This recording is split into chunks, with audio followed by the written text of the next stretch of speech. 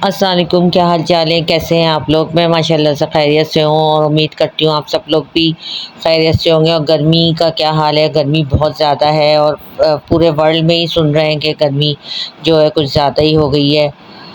तो बस गर्मी के लिए कह रहे हैं दरख्त लगाएं आप लोग सब अपने घरों में, मोहल्ले में या जो इर्द गिर्द के इलाके हैं वहाँ पे दरख्तों में इजाफा करें, क्योंकि यही गर्मी को रोक सकते हैं। और आज आज गर्मी भी बहुत थी तो मैंने सोचा कढ़ाई बना लूँ। कढ़ाई ज़रा जल्दी पक जाती है तो उसके लिए मैंने गोश्त जो है ना रात को ही निकाल के फ्रिज में रख देती हूँ ताकि वो खुल जाए और सुबह आराम से मैं धो लूँ। तो जैसे ही मेरी हेल्पर गई मैंने गोश्त वगैरह धो के साफ़ करा और इसको मैंने कढ़ाई में डालकर जो है, और कढ़ाई ज़्यादातर मैं कढ़ाई में ही पकाती हूँ। और ये मेरी जहेज़ की कढ़ाई है जो मेरी अम्मी ने दी थी पतीलियों के साथ की, तो बस वही अभी तक चल रही है माशाल्लाह से।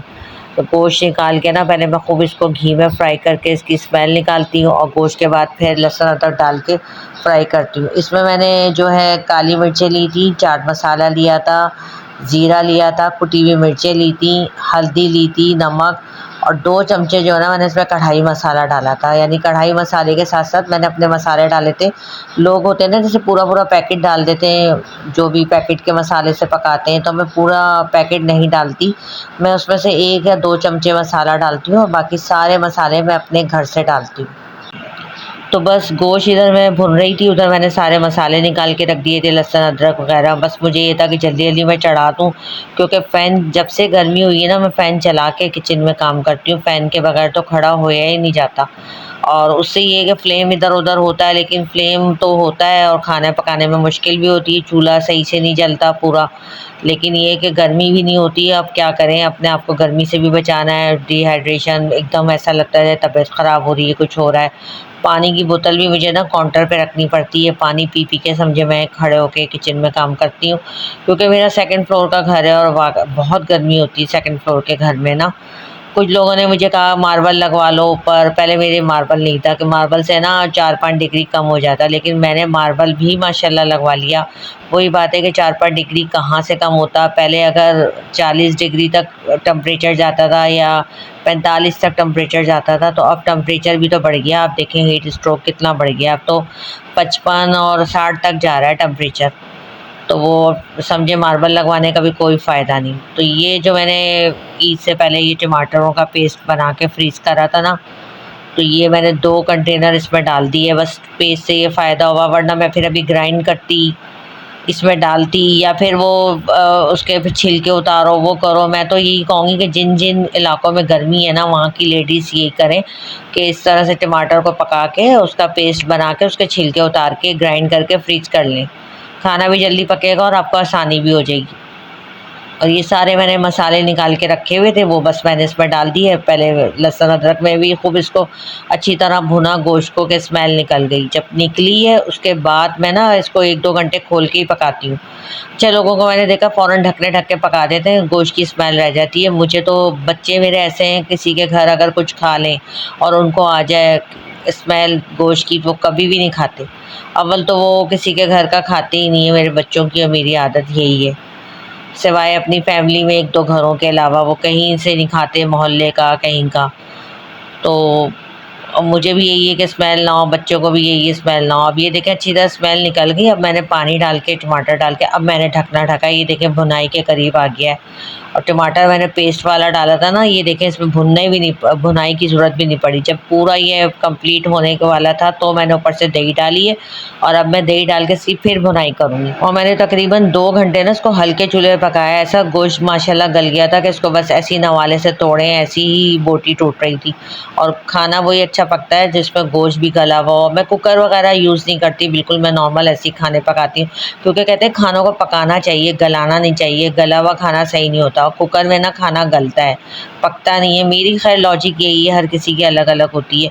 मैंने पाए हो, हलीम हो, मैं हमेशा पतीली में ही पकाती हूँ, डेगची में।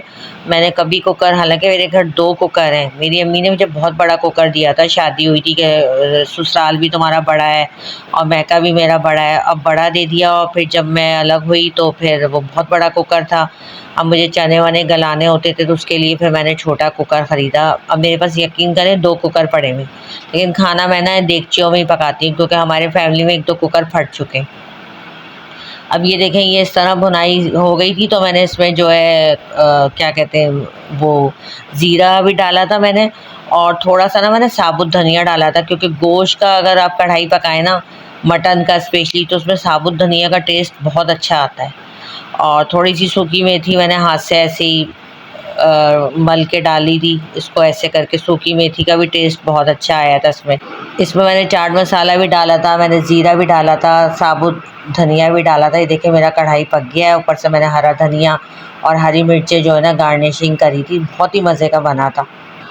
और जब ये मेरे हल्के चूल्हे पे दम पे हो गया था तो फिर मैंने इस पे कोयले की धूनी दे दी थी। बचाए अंगीठी में पकाएं, 2-2 घंटे लग जाते हैं, इतनी गर्मी, और गर्मी में अंगीठी लगाना भी आसान बात नहीं है। तो मैं कोयले की धूनी दे के ऐसे ही घर में ही बना लेती हूँ। तो ये छोटे छोटे ही मेरे पास मैंने कंटेनर में अंदर रखे हुए, और ये कोयले ना मेरे पास छोटे छोटे पीस ही थे, तो 4-5 पीस लेके ना मैंने इस तरह चूल्हे पे इसको दहका के, और ऊपर से मैंने कोयले की धुनी दे दी थी, तो बहुत मज़े का बना। और बच्चों ने समझे वो जो शेरवानी रेस्टोरेंट की कढ़ाई होती है ना, वो घर में खाई है। और माशाल्लाह मेरे हाथ का कढ़ाई कई लोगों को पसंद आता है। मेरी बेटी की बर्थडे मैंने करी थी पिछले साल, उसकी सारी फ्रेंड्स वगैरह को बुलाया था, तो तब भी मैंने ये कढ़ाई बनाया था।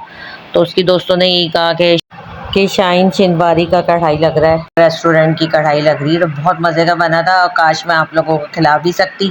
अब इसमें तो मैं आपको सिर्फ दिखा ही सकती हूँ, है ना, और क्या कर सकती हूँ।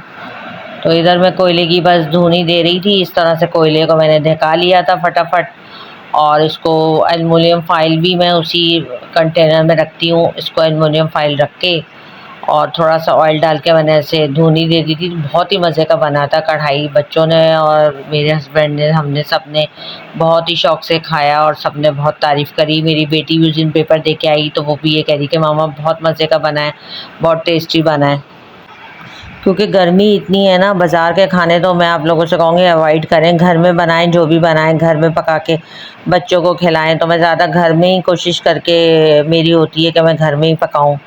डेली जो कुकिंग होती है उसमें ही कुछ ऐसा बना लूं कि बच्चे शौक़ से खा लें। और आप लोग सुनाएं, आप लोगों को मेरे ब्लॉग कैसे लग रहे हैं, कमेंट ज़रूर किया करें, लाइक एंड शेयर भी किया करें। मैं व्हाट्सएप पे भी डाल देती हूँ स्टेटस पे, उस पर भी इतने सारे लोग माशाल्लाह देखते हैं, लेकिन कोई भी कमेंट नहीं करता। कमेंट ज़रूर करा करें, और जो लोग कमेंट करते हैं उनका मैं तहे दिल से शुक्रिया करती हूँ कि मुझे इतनी मोटिवेशन देते हैं, मुझे इतनी सपोर्ट करते हैं, डेली मेरे ब्लॉग देख के कमेंट्स करते हैं, तो उनका बहुत बहुत शुक्रिया। और जो नहीं करते वो भी करा करें। मैं उनसे भी कहूँगी कि वो लोग ज़रूर करा करें कि आपको मेरी कोई बात अच्छी लगी है, कोई कुकिंग की रेसिपी अच्छी लगी है, तो ज़रूर बताया करें कि आपने आज ये चीज़ अच्छी पकाई या ये बात आपने अच्छी करी। और आप लोगों के इलाकों के मौसम कैसे हैं, क्या है, कौन कौन से इलाकों से, शहरों से या मुल्कों से मुझे देख रहे हैं, ज़रूर कमेंट में बताएं। अपने मुल्क का नाम ज़रूर लिखें ताकि मुझे पता लगे कि कहाँ कहाँ से मुझे देखा जा रहा है। ये पकाया तो मैंने फ्राइडे वाले दिन था, और मैं वॉइस ओवर संडे को कर रही हूँ, समझे, अपलोड मैं संडे को करूँगी। शाम में मैं बाज़ार चली गई थी, फ्राइडे वाले दिन ही मैंने कल आपको बाज़ार का भी व्लॉग जो है मतलब अपलोड करा, वो वहाँ चली गई थी मैं। और भी मतलब इतने सारे घर के काम थे, तो बस थोड़ा बहुत ही मैं वो कर देती हूँ, सब तो वीडियो शूट नहीं करती क्योंकि इतना टाइम नहीं होता हर चीज़ की मैं वीडियो शूट करूँ। तो बस ये मैंने कोयले की धुनी दे ली थी, ऊपर से मैं निकाल के अलग रख देती हूँ, और जब ये ठंडे हो जाते हैं कोयले तो वापस कंटेनर में डाल के मैं कैबिनेट में ही मैंने रखा हुआ है ताकि मुझे निकालने में आसानी हो। और ये डिश जो है मेरी अम्मी ने जो मुझे शादी में डिनर सेट दिया था, ऑफ वाइट कलर का, इस पर ग्रीन से कलर के फ्लावर्स बने हुए, शायद इसमें नज़र नहीं आ रहे। तो ये डिश जो है मैंने अपने डिनर सेट की निकाली थी, जो मेरी अम्मी ने मुझे दी थी माशाल्लाह से। ये कढ़ाई भी मेरी अम्मी की है, और ये जिस चूल्हे पे मैं कुकिंग करती हूँ, आपको ये 3 चूल्हों का ये जो आपको अवन नज़र आ रहा है, ये भी मेरे माशाल्लाह जहेज़ का है। देखें, तरबियत याफ्ता जो औरत होती है ना, उसका काम होता है कैसे अपनी चीज़ें संभाल के रखती है। ये भी मेरे जहेज़ का है। मैं आपको बताऊंगी कि मेरे जहेज़ की क्या क्या चीज़ें हैं। बहुत ही ज़्यादा मेरे पेरेंट्स ने मुझे सब कुछ ही दिया था माशाल्लाह, सब कुछ ही देते हैं, एक अच्छी तरबियत करते हैं, तालीम देते हैं, आपको इतना सामान देते हैं। मैं तो यही कहूँगी कि माँ बाप अपना एक कीमती हीरा समझे किसी को सौंपते हैं। अब सामने वाला कदर कर ले तो बहुत बड़ी बात है, और नहीं कदर करे तो आप अपना दिल छोटा नहीं करें, आप अपनी इज़्ज़त, वैल्यू, अपनी कदर खुद करें। सामने वालों को आप उतनी इज़्ज़त और अहमियत दें जितनी इज़्ज़त और अहमियत वो आपको दे रहे हैं। और सिर्फ़ उन्हीं लोगों के लिए मैसर रहें जो आपके लिए मुखलिस हों, आपके लिए अच्छा सोचते हों, अच्छा चाहते हों, आपकी इज़्ज़त करते हों। और ये मेरी रेसिपी ज़रूर ट्राई कीजिएगा, ट्राई करके मुझे कमेंट में बताइएगा कि आपको कैसी लगी मेरी रेसिपी। लाइक एंड शेयर भी ज़रूर कर दीजिएगा। और जो लोग आपके साथ अच्छे हों बस वही आपके साथ रहें, और जो आपके लिए बुरा सोचते हों, बुरा चाहते हों, बुरा कहते हों या बुरा करते हों, अल्लाह ताला ख़ुद ब खुद उनको आपसे दूर कर दे और आपको उनकी बुराई का पता भी ना चले, ताकि आपका दिल इनसे बुरा ना हो, दुखी ना हो। आई होप आपको पसंद आया होगा। आज के लिए तो यहीं तक। अपना बहुत ज़्यादा ख्याल रखिएगा और मुझे दुआओं में ख़ुसूसी तौर पे याद रखिएगा। अल्लाह हाफ़िज़।